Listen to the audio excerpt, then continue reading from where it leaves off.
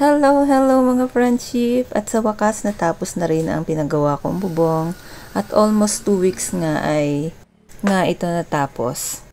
At habang ongoing nga ang pagpapagawa ko noon, ay marami na rin ako napapansin na dapat na rin ipagawa or ipaayos. Kagaya ng pagpipintura, nung una ay yung dalawang magkabilang gilid lang ang pipinturahan. Kasi nga medyo maitim na rin yung pader.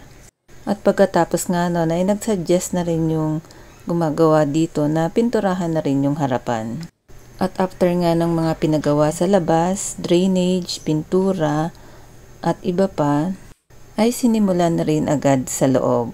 Kagaya ng electrical wirings, pintura din sa loob, pininturahan na rin lahat ng loob ng bahay. Repair ng cabinet, tables, door. Nagpalagay na rin ako ng exhaust fan at pinalinis ko na rin yung sahig. At yung mga kailangan palitan sa CR and repair. At yung mga dapat platadahan sa loob at labas ng bahay or harapan ng bahay. Salamin sa bintana. Additional maliit na bubong para sa bintana. Halos lahat ng pwedeng i-repair at palitan na. Halos 3 to 4 weeks nga ito natapos dahil yung iba ay hindi naman planado, mga additional lang. Kung baga tapos na ay meron ka na namang uling papagawang iba. Masarap palang magpagawa talaga ng ganito, lalo na kung ready ka na emotionally and financially.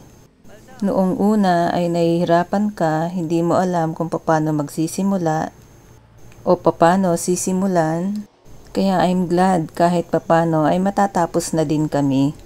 Kung may gusto ka talagang gawin, tapusin, ay dapat pagbigyan mo ng pansin at oras. At dapat tutok ka rin para yung gusto mong masunod.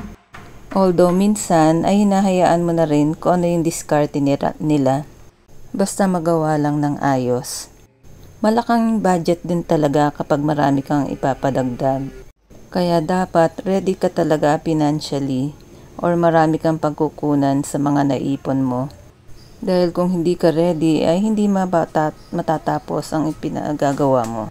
Malaking pera man ang nagastos ko para dito ay para sa pamilya ko din naman ito. At bala ko nga rin parentahan na muna ito. At matagal na nga rin panahon na marami nang gustong umupa dito. Undecided pa lang ako dati dahil hindi pa ako ready financially, emotionally, and physically. Ayoko kasing simula ng isang bagay na hindi ako ready or kahit financially hindi man lang ako ready. Ang hirap kapag sobrang nangangapa ka sa lahat ng bagay. Kaya kapag ready ka na ay nakakaisip ka na ng tamang gagawin. Humingi ng advice, tamang tao na pagtatanungan, at makakasama. That's all mga friendship. Thank you for watching. Bye-bye. Kaya maraming salamat talaga sa Diyos at hindi ako pinabayaan. At sa mga taong tumulong sa akin dito sa project na ito.